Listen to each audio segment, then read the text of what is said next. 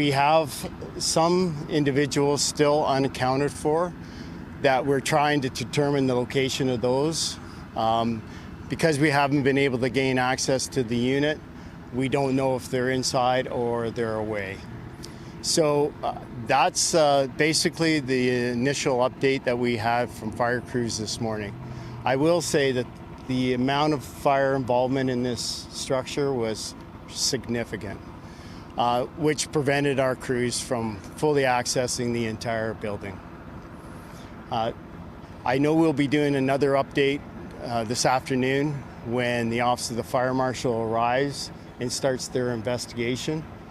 They are on their way now and will be here shortly. Again, it's a sad day, and thoughts and prayers to everybody. How many unaccounted for are you?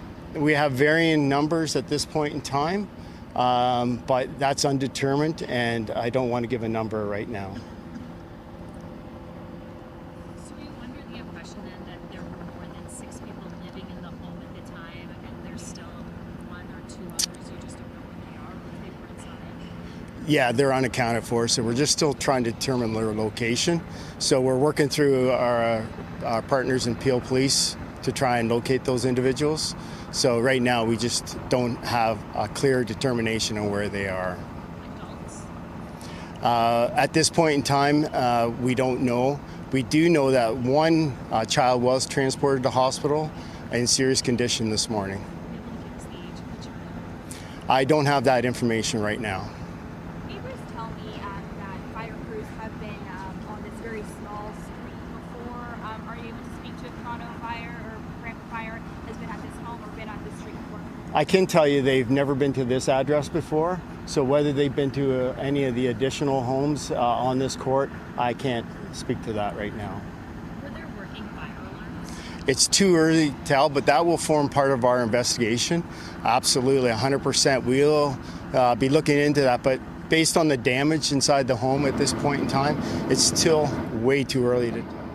Anything suspicious about this, given how quickly the fire ripped through the building? That'll be part of our investigation. Again, when the Office of the Fire Marshal arrives, a lot of that video will be reviewed, and they'll have to determine whether there's anything suspicious. I will be saying that we'll be given a further update once they arrive this afternoon, and hopefully they can speak to that. Any age of the 2 who passed as a result of the fire? We don't have that information at this point. Genders? We don't have that information at this point. Did this fire spread quickly? Any idea on maybe where it started, most of the damage, where that's at to the house? Well, I will say when crews arrived, it was a pretty significant fire. We had fire through the roof on arrival, and we've had structural collapse inside the building. Now, where it started, we can't determine that until the investigation gets underway, but I can say that there was a significant amount of fire on arrival. Any damage to the nearby homes, especially the other part of the second? Yes, there is damage to both adjacent properties. The amount of damage is undetermined at this point, but we do know that there's significant damage to the unit to the left, and also the additional unit to the right. There was damage to the roof area. Those people made it out okay? They made it out okay. There was nobody in those locations, either one of those properties, when fire crews arrived, so they could have self-evacuated.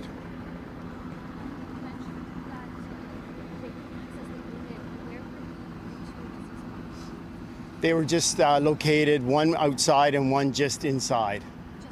Just inside the home.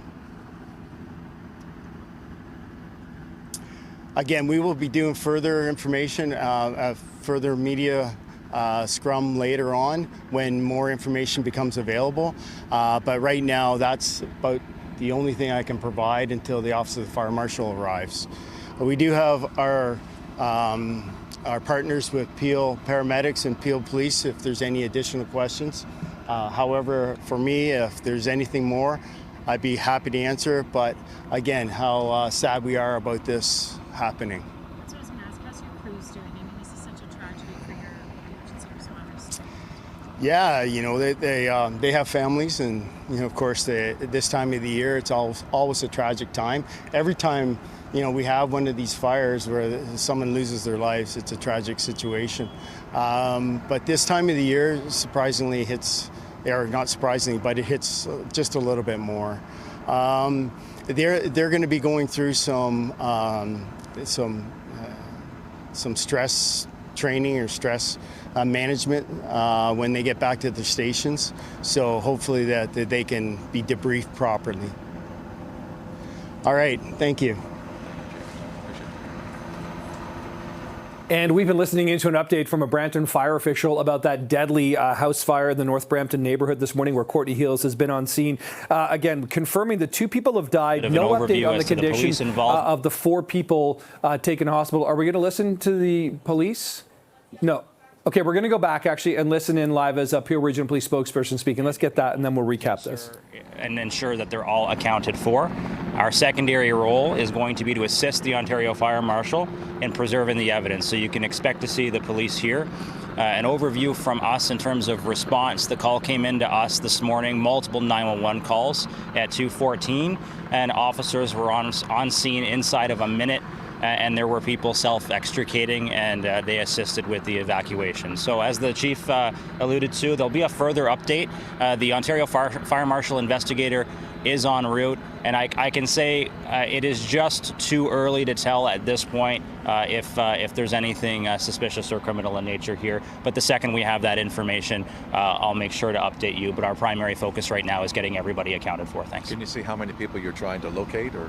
Again, we have unconfirmed numbers, so it's very difficult when we respond to these calls at this hour because some people might have left for work or are working overnight. There might be people at work right now who are going to come home to a pretty devastating scene. So we have to ascertain from the people that are our primary source of information are going to be the 4 individuals that were taken to hospital. So we have to see from that point forward. Are you looking for more than one? Are you able to say that?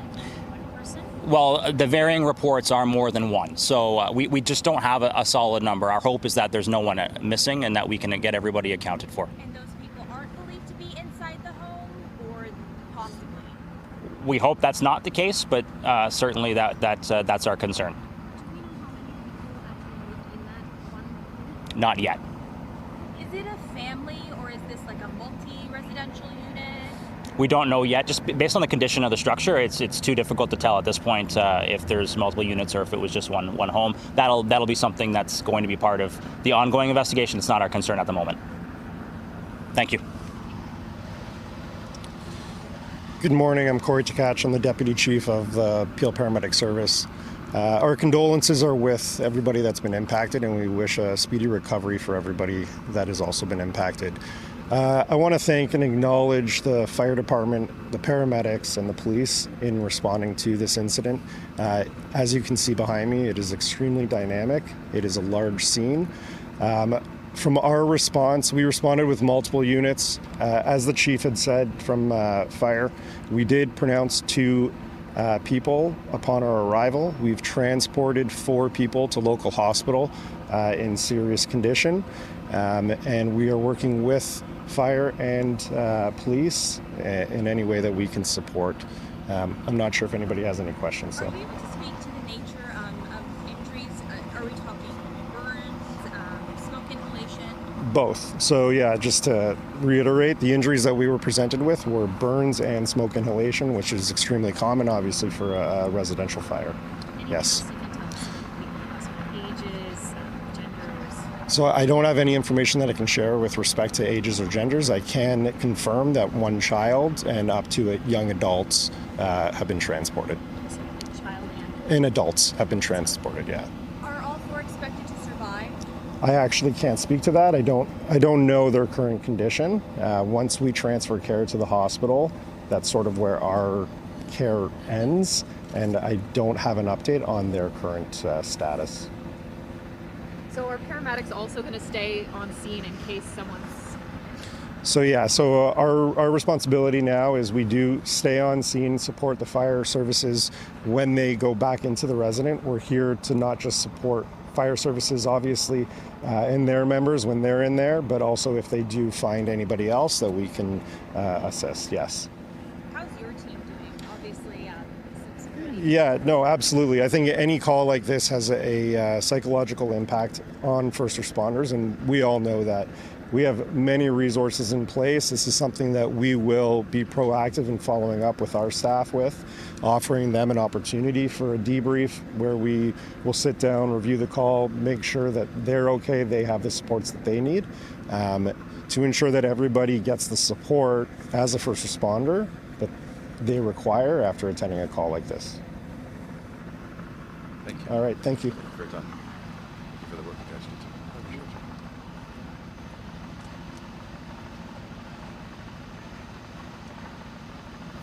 All right, we've been listening in live this morning as representatives from fire, police, and paramedics from the Brampton area described the situation of that deadly house fire this morning. We understand from police the first time when one calls came in, and there were several of them, just a little before 2:15 this morning. Police also confirming that people were trying to get out of the home. That really lines up what we heard from the fire representative speaking there, saying that they found some of the people just trying to get out of the house, so near the front door of the home or near the exits of the home. Also, there was no update from police or from any of the first responders there in terms of the condition of the 4 people in critical conditions, that they couldn't update their conditions. The other question that appears to be prominent right now in this, beyond, of course, how this fire started, is how many other people are unaccounted for? You heard both the police and fire representative there talking about the fact that there are still some people unaccounted for. That number appears to be more than one, although they wouldn't specify or speculate how many more people than one there is. But again, a tragic day, a sad day here. 2 people confirmed dead in that house fire from very early this morning in North Brampton.